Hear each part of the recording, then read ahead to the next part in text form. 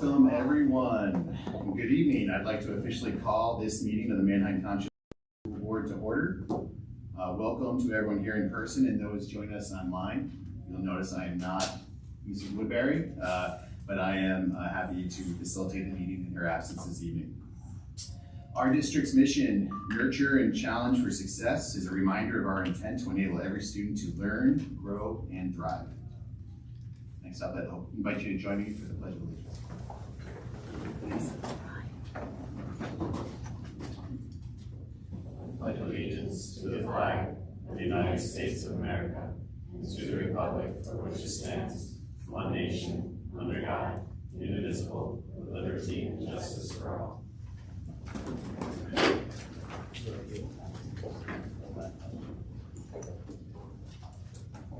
Okay, next up we have a few announcements. First off, I'd like to acknowledge that October is Breast Cancer Awareness Month. You'll notice many of us are in our own version of pink, whichever way we can show up. A takeaway for me is that I need to get more pink in my wardrobe because I couldn't do any better than this. But we're thinking about this month as a time to create awareness, honor and acknowledge the millions of lives affected by breast cancer, and reaffirm our global commitment to equitable access to care and improved survival for all.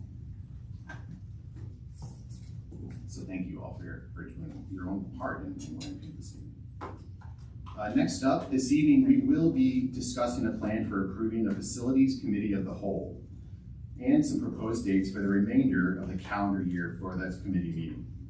We're going to create those dates based on a timeline considering the administration of items that need to occur in order to keep our multitude of facilities projects moving forward. And third, I'd like to finally take a moment to recognize our Jewish families recently observed their high holidays, Rosh Hashanah, Yom Kippur, and Sukkot, a sacred period of reflection, renewal, and community.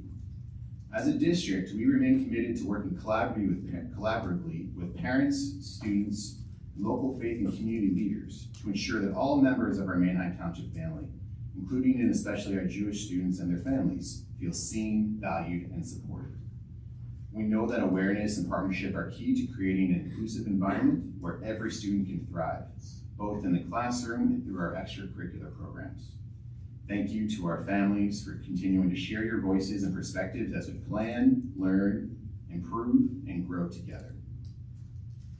And that is it for our announcements. Moving on to number 2 in our agenda, which is our action for voting meeting on October 16th. Letter A is also from me, and you'll see that is a recommendation to approve a Facilities Committee of the Whole and approve meeting dates for October 23rd, 2025 and December 4th, 2025. And so folks who have been listening or attending board meetings, and certainly our board members here, have heard us talk about shifting to a Facilities Committee of the Whole structure for the past few months. If this hasn't been something that you've been tracking, or if you're tuning in for the first time, in short, we're trying to change the way that we think about our facilities. And when I say facilities, I mean the many millions of dollars that are at stake as we consider how to improve, maintain, and develop our buildings and infrastructure across the school district. Previously, we did not have public facilities meetings independent of working board meetings themselves, which didn't allow for as much access, transparency, board participation, and public participation as we think is appropriate given the scale of the scope and challenges ahead of us and the opportunities ahead of us, quite frankly. And so we're going to shift to, or consider, if this board approves, shifting its structure to have independent, structured board meetings dedicated to the consideration of our facilities improvements. So with that, the dates that we've identified to work for the rest of the year would be October 23rd, 2025 and December 4th, 2025, right after the reorganization meeting. And then at that reorganization meeting in December, we could plan out what those facility meeting dates would be for the remainder of 2026. So with that, I'm happy to see if there's any questions or thoughts from anyone on the board.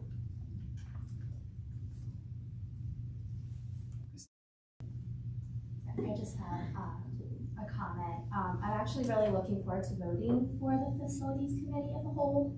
I believe it will bring a lot of transparency, not just for the community, but within the board members as well. When I first joined the board, some of you might have remembered that I struggled with the vote on the blue track. And I think a lot of conversations happen on the facilities team where we were given one option by the time it comes to the board for a vote. I think it's great if we all got the opportunity to participate in that conversation. And I also remember just moments with the master campus plan progressing along, and I had to speak up about niche hour. And so I think a lot of the discussions happen on these. Those are the opportunities where we can actually have a real discussion. So that made me realize if board members don't know everything that's happening, the community also doesn't. So by having all of us involved in the facilities discussions, we bring everything into the open, there's more communication, and there's more trust that's going to be built as well, and better decisions. And like you said, with big projects coming up and big spending, it is important to have our community be a part of it. So I just wanted to explain why I'm looking forward to voting for this next week. Thank you. Thank you, Ms. Land. Anyone else? Mrs. Hoffman. Thanks for bringing this to the board for vote, but I just want to let everybody know I will be recusing myself from this decision, just conflict of interest, just to make sure that it's neutral and I'm not part of it. So, I'm not for or against. I just want to let everybody know that I'm recusing myself next week.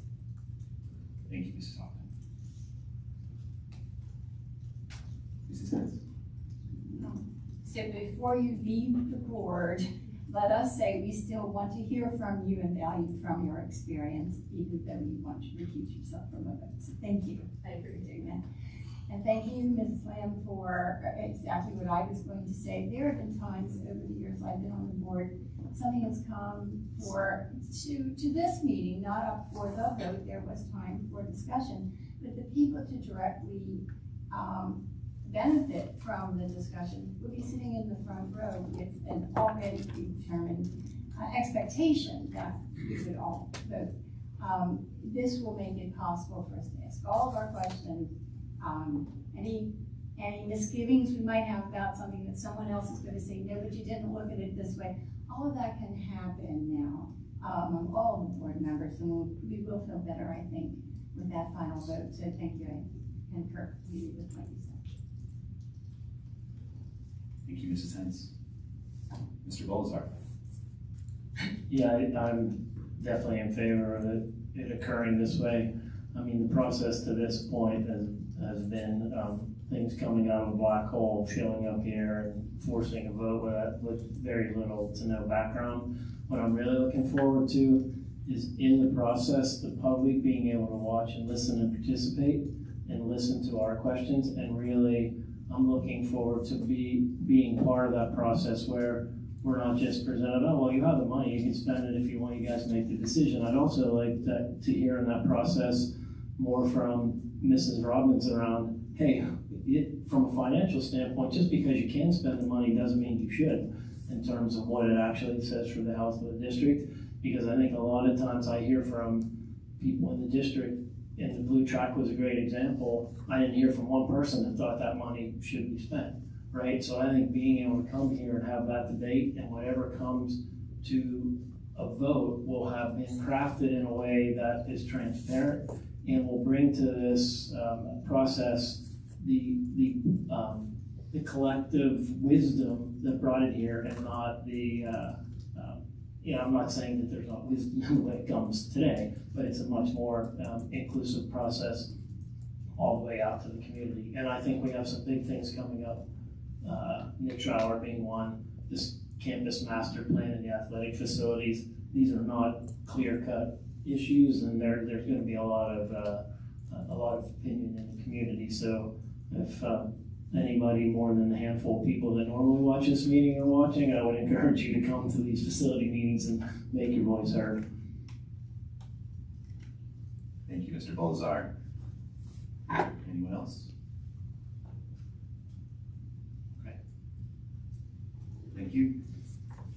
We are moving on to item B, 2B, a recommendation to approve the second reading and final approval of policy number 005, organization, from Dr. Petty. Good evening, board members. We're bringing forward for a second reading this evening the approval of policy 005. Just a quick reminder that on page 5 of the policy, it's a long one, that we are recommending the removal of committees shall not include a majority of the membership of the board. That was local language that we did review with our attorney and is not legally required, and that would allow you to structure your committee as you're recommending. Thank you. Thank you, Dr. Behefty. Are there any questions based on that policy reading? Seeing none, okay, thank you. We're moving on to item C, which is our recommendation to approve the payment of $5,141.37 to the Pennsylvania Leadership Charter School for Educational Services provided during the 2016-2017 school year. Over to you, Mrs. Robbins. Thank you, good evening. Before you this evening is a settlement agreement between ourselves and PA Leadership Charter School. This matter involves a funding dispute from 2016-17 school year where this Commonwealth Court of Pennsylvania basically changed the way our tuition rates were calculated for cyber charter schools. They're supposed to use, they invalidated using actual expenditures versus budget expenditures, so this kind of just corrects that calculation. This matter has been reviewed by our solicitor and it was recommended by him that we do proceed with this settlement. Thank you, Mrs. Robbins. Are there any questions? Do we have an alternative to paying this? We could dispute it. However, legal fees, we would recommend that would quickly supersede the amount that's being requested by the charter school. Any other questions?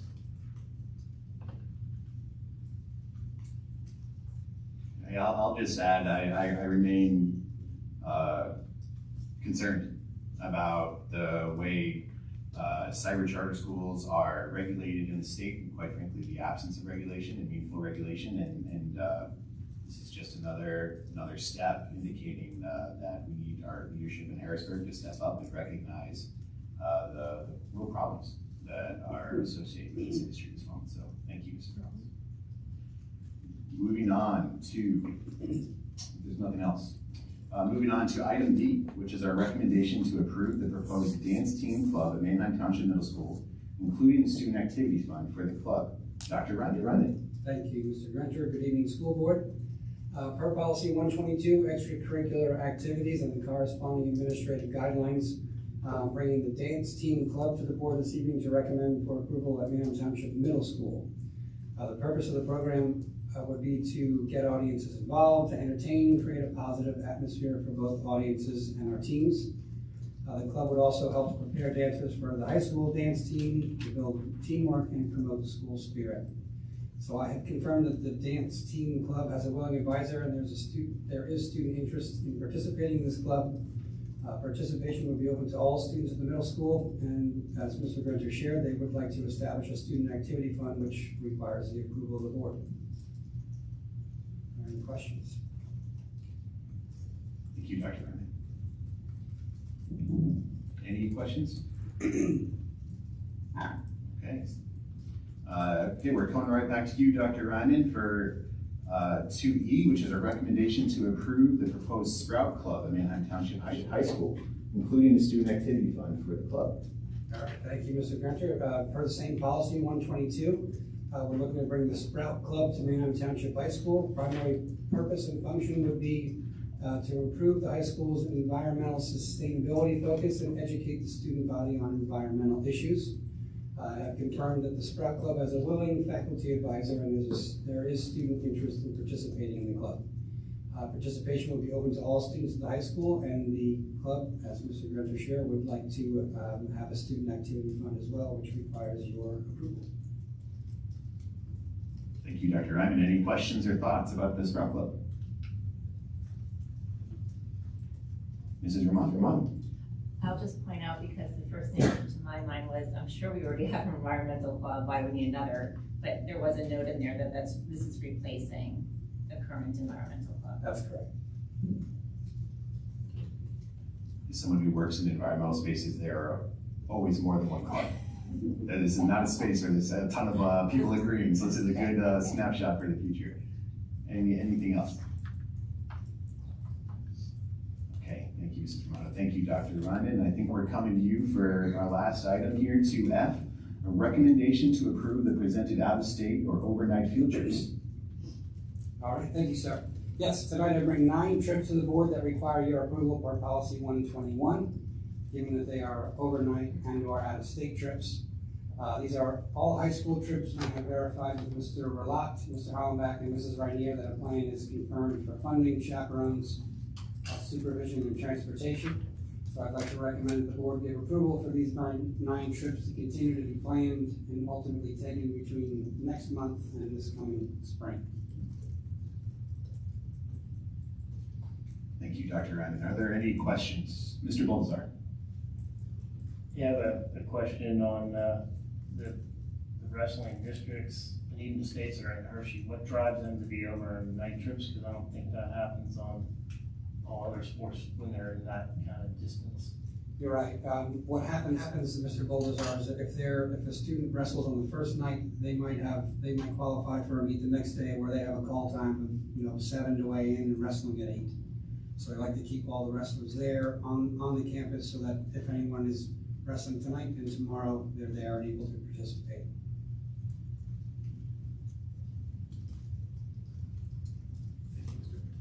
Thank you, Mr. Bolzar. Any other questions?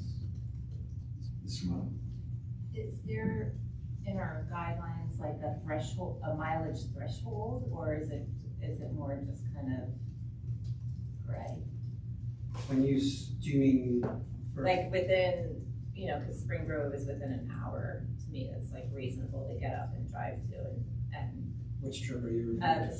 is it Spring Grove for the district, wrestling districts?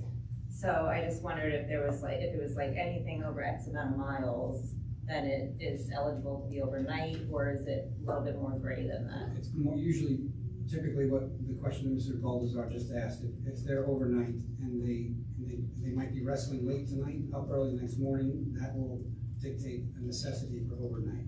Does that answer your question? Yeah, so it's gray. Good say.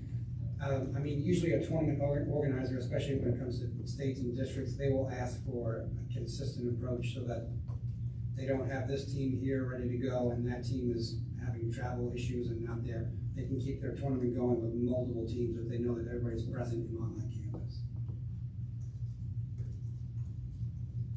And talk about a good ratio of chaperones to kids going. I think it's like 5 chaperones for 1 to 3 students, so no worries there. I did want to mention I had asked about that to make sure we were being responsible in that process, and it could be that more students qualify for the trip as we go along. Is that correct, Dr. Reiner? That's correct. Yep, that is correct. Not that we don't appreciate a good ratio for chaperones, but I just wanted you to know we are being responsible. Yeah. Thank you. Thank you, Dr. Hefty and Mr. Romano. Any other questions? Okay, thank you, Dr. Ryman. And with that, we're moving on to item 3 in our agenda, which is Manheim Township community comments. Residents, taxpayers, district employees, and students are welcome and encouraged to participate. To speak, please submit a commenter's card to the board secretary as you approach the microphone. In accordance with policy number 903, please state your name and limit your remarks to 5 minutes. Speak once per topic unless others have finished, after which an additional 5 minutes may be granted. The board will not engage in discussion at this time. Follow-up will be provided as needed. Are there any who wish to make a comment this evening?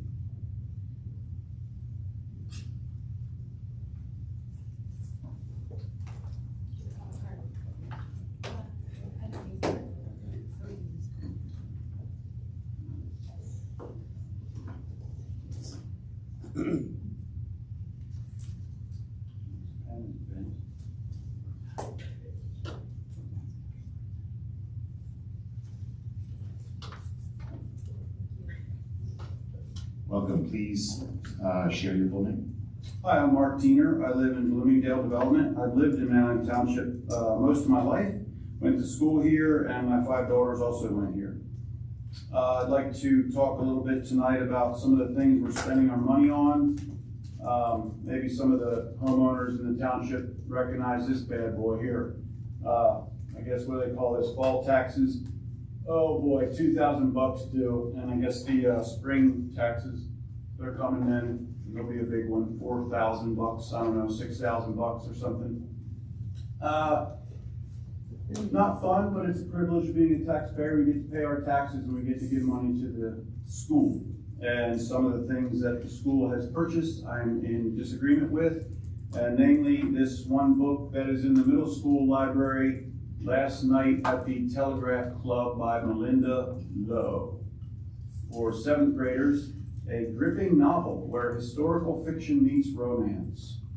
Finally, the intersectional lesbian historical teen novel so many readers have been waiting for, Kirkus Starred Review. This immersive, powerful, coming-of-age novel tackles perceptions, expectations, and identity while sweeping readers into smoky lesbian nightclubs and 50s culture. BCCB Starred Review. Melinda Lowe was, for so many of us who write and read books about queer girlhood, the first introduction to seeing ourselves on the page. Her latest book continues that legacy with this startlingly beautiful historical coming of age. Leah Johnson for Reese's Book Club. Lush, ambitious, and layered, Melinda Lowe's sweeping historical novel is the queer romance we've been waiting for. A journey of self-discovery that's as necessary as it is dangerous. Popsugar.com. An enthralling historical lesbian romance. WBUR. Melinda Lowe is an absolute icon. A riveting, emotional, stirring tale. Last night at the Telegraph Club focused on unapologetically embracing one's true self is a spectacular addition to the young adult historical fiction genre. Shelf Awareness Starred Review. 7th grade is not young adult, folks. So a little excerpt, if there's any minors in the room, maybe time to leave. Anybody watching at home, maybe time to leave the room. She wanted to touch Kath's skin. She tugged the hem of Kath's blouse out from her skirt and slid her hands beneath it.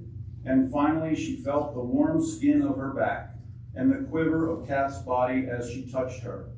Kath drew back briefly and reached for the buttons of Lily's blouse, asking, "Can I?"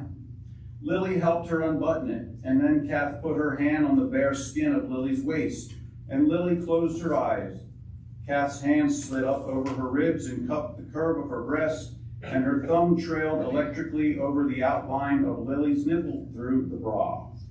And then she pushed her leg between Lily's thighs, and Lily gasped at how it felt, the pressure and the movement there, and it was exactly what she wanted. She was astonished by the way this worked between them so instinctively, as if they had been made to do this together. But Lily felt as if there were no time. She couldn't entirely forget that they had only 1 hour together.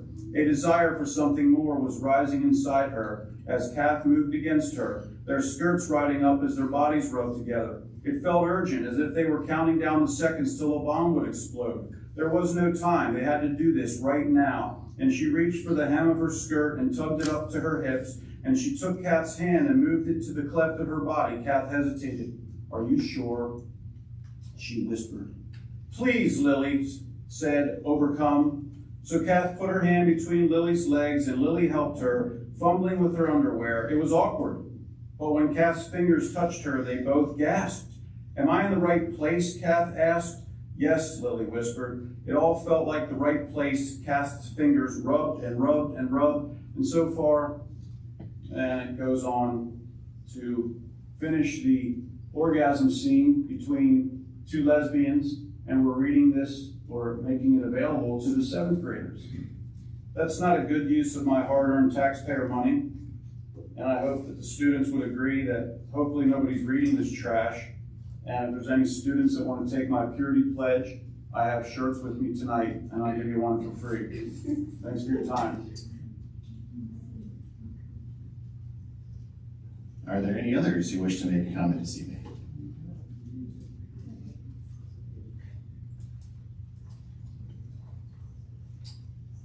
Okay. That brings us to adjournment. Is there a motion to adjourn? So moved. Mr. Baltazar, is there a second? Ms. Lamb, thank you. Our next meeting is Thursday, October 16th, 2025 at 6 p.m. here in the district office. As a reminder, school board meetings can be viewed online during the meeting or afterwards by going to our district website. Comments or questions for the board may be emailed to boardsecretary@mtwp.net. Thank you. Oh, excuse me. Thank you. Excuse me. Thank you. Thank you to all our Manheim Township staff, administrators, and volunteers for your dedication to our students and community. All in favor of adjournment, please say aye. Aye. Any opposed? The motion carries. Thank you all. We are adjourned.